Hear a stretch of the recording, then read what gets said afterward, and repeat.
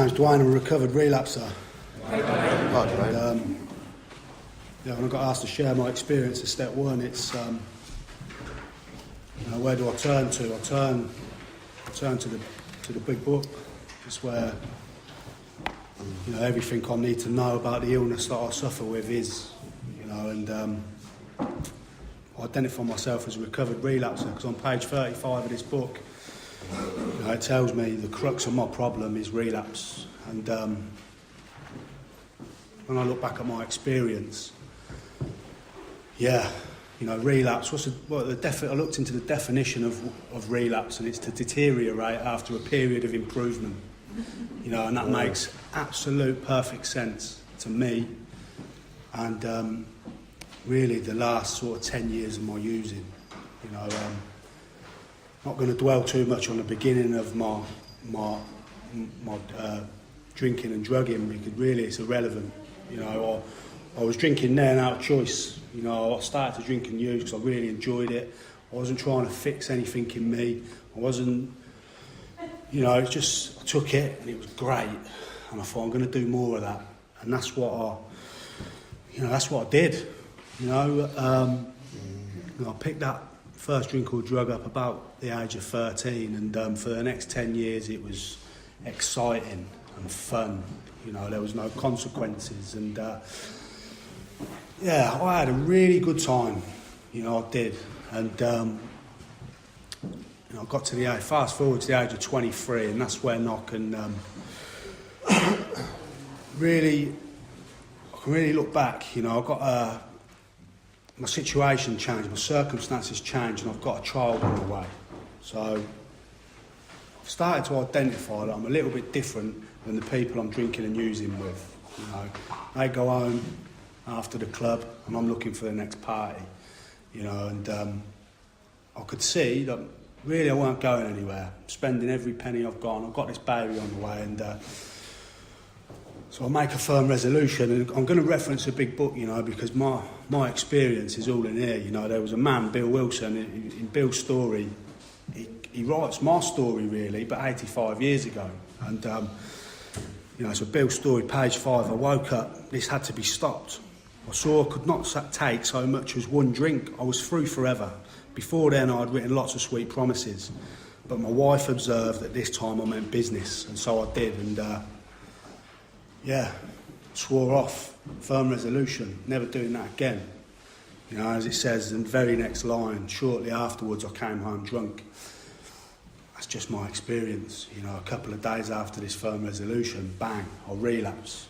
And, and the next 8 years, firm resolution after firm resolution, sometimes I would get 2 weeks, 3 weeks, 4 weeks, 2 months, where I didn't touch it. And when I didn't touch, when I didn't relapse, life would get good, and the missus would stop moaning at me, them consequences would stop. I'd get better in my work, I'd have a little bit of money in the bank. And out of the blue, bang, I would relapse, and I didn't know what was happening to me. But on page 24, it's it's now perfectly on the head. The fact is that most alcoholics, for reasons yet obscure, have lost the power of choice in drink. Our so-called willpower becomes practically non-existent.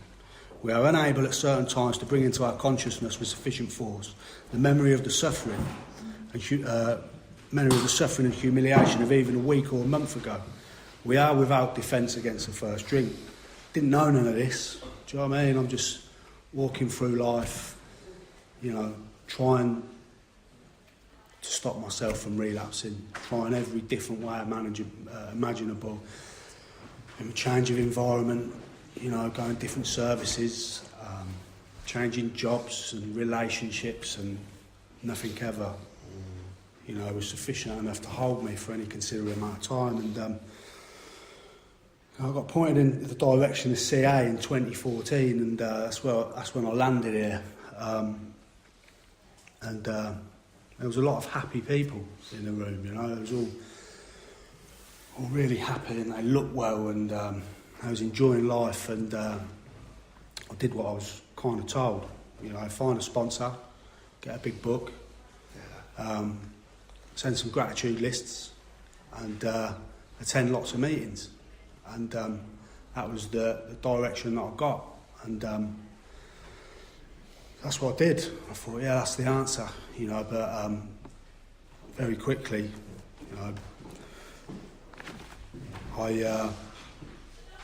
you know, so I got some self-knowledge around what I was suffering with. You know, I got an explanation of the illness, of what somebody pointed out, this is what I suffer with, and you know, in Bill's story again, I was relieved somewhat to learn that in alcoholics, the will is amazingly weakened when it comes to combating liquor, though it often remains strong in other respects. My incredible behaviour for the last 18 years, you know, 8 years, was explained. My incredible behaviour in the face of a desperate desire to stop was explained. But understanding myself now, I fared forth in high hope. For 3 or 4 months, the goose hung high. You know, really, it was like 3 or 4 weeks. And I went to town and done my usual thing, and even made a little money. Surely this was the answer, self-knowledge. But it was not. You know, for the frightful day came when I drank once more, and I continued to relapse, sitting in the meetings for the next 2.5 years. You know, sometimes I'd relapse and I'd go out the door and I'd spend 2 or 3 months, you know, smashing myself to bits. Sometimes I'd relapse and I'd spend a week or 2, and I'd come back, and you know, the information that I was getting when I come back was, you know, maybe I don't want it enough. You know, maybe, you know, I'm not willing enough. You know, I'm not being honest enough. And what I see that today is, you know, it's a misunderstanding of the condition that I suffer with. Yeah, because relapse isn't something that I do. It's something that happens to me. You know, I had talking to somebody the other day, you know, a sponsee the other day, and you know, if someone goes out, someone gets cancer, I don't turn around to them saying, that's a shit thing you've done there, getting cancer. But someone goes out and relapses, they come back to our meetings, and we turn around to them and say, maybe you don't want it enough. You know, and I could categorically say, man, I sat in these meetings and I wanted to be clean. Yeah? But what I see is there's a lot of misinformation flying around. You know, it's really important, this step 1, yeah, that we as recovered members understand what alcoholism is. You know, and to understand, we study the book. You know, I feel very blessed. I'm in a line of sponsorship where we study this book. Yeah, this is it. It's all in here. And so, yeah, you know, I continue to relapse for the next 2.5 years, and finally, through the grace of God, you know, I ended up landing in a treatment centre, absolutely baffled and broken, and yeah, done in, man. You know, the consequences obviously are great when we get to that. For me, they were very great for that point. I hadn't seen my children for a long time. I had no job for 3 months. I was out there shoplifting and all this stuff that we, you know, some of us do, you know. So yeah, I landed in a treatment centre, and Bill's story said, at hospital, I was separated from alcohol for the last time. Treatment seemed wise, for I showed signs of psychosis and malnutrition. You know, I was properly defeated, and I left treatment 5.5 months sober, and I was still at 5.5 months sober. I had absolutely no understanding of what I was suffering with, you know, and I was out there, you know, I was out there trying to help others. You know, and you know, the information that I received in meetings had me truly believing that I have to have felt different. Yeah, that's what I've been told.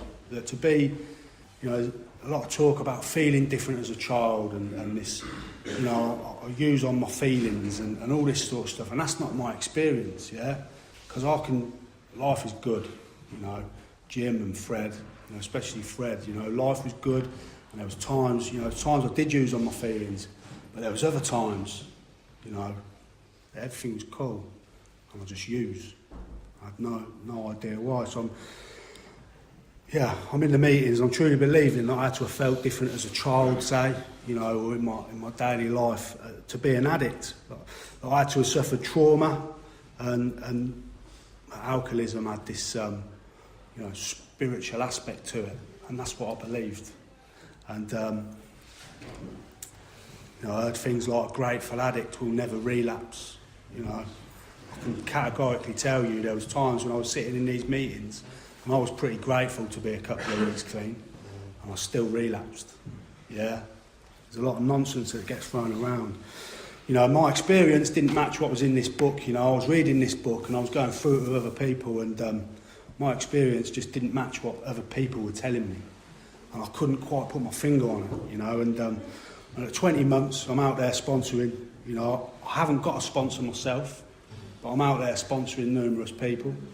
I'm just as confused about step one, and what I suffer with as when I came around. How dangerous is that? Yeah. This is people's lives. People die from this. And, like I said before, I'm blessed that God put a man in my path. Yeah.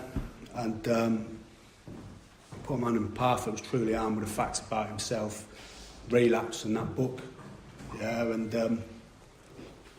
when we finally, when I finally asked him to be my sponsor, and we spent some time on the phone, and talking through this stuff, man, the pennies just started to drop for me, and it was like, fuck, that's it. He shared my experience, and I hadn't met many people that shared my experience, and that was vitally important, so step one, powerless over relapse, and our lives had become unmanageable. My life was unmanageable as a result of the relapse and the spree. It wasn't unmanageable before that. I was all right, I felt all right. And when my sponsor pointed me to more about alcoholism, we went through this chapter, word for word. Fucking hell, what an experience, man. And I just want to point out a few things because they directly relate to my experience of step one. Jim, suddenly the thought crossed my mind that if I was to put an ounce of whiskey in my milk, it couldn't hurt me on a full stomach. I ordered a whiskey, poured it into my milk. I vaguely sensed I was not being too smart, and there was times when I had that vague sense. There was times when just a little thought, don't go and smoke that crack pipe. Do you know what I mean? Just the vague sense that this time I'll just have one pipe, or just buy 120, or go and have a pint of shandy, and it always ended up in the same place. I related to that, and I thought, yeah, that's me, and then Jim, Fred, I should say, as soon as I regained my ability to think, I went over carefully that evening in Washington. Not only had I been off guard, there was times when I was walking around, everything was cool. Didn't even know that I'd twisted, that I'd been in a mental blank spot, until I come round and I'm sitting in a crack house. Do you know what I mean? Fucking dangerous stuff we're dealing with here, yeah? This stuff can happen at any time, and I have no control over that. My sponsor pointed out that powerlessness means I'm still powerless today. The power is not generated within me. My power comes from a power greater than me that gives me a mental defence. And, the jaywalking, more about alcoholism, that insane thinking that I just continue to, is explained. My experience of step one is in more about alcoholism. It's not in doctor's opinion. It's not in restless and irritable, discontented. That's not me. So I've got the correct information, and for me, I'm going to end on this. Step one can be summed up in the last paragraph of more about alcoholism. Once more, the alcoholic at certain times, not every time, just at certain times. It's unpredictable. I don't know when it's going to happen. You know, has no effective mental defence. Really important. That's what separates me from other drinkers. You know, that I have no effective mental defence. Other people can pick it up, put it down, get on with their lives. Some people come to some CA meetings and they put it down and they get on with their lives, you know, and that's cool. But for me, you know, the man that's described in chapter 3, you know, I have no effective mental defence against the first drink or pipe, you know, or needle, except in a few rare cases neither he nor any other human being can provide such a defence. His defence must come from a higher power, and I'll leave it there.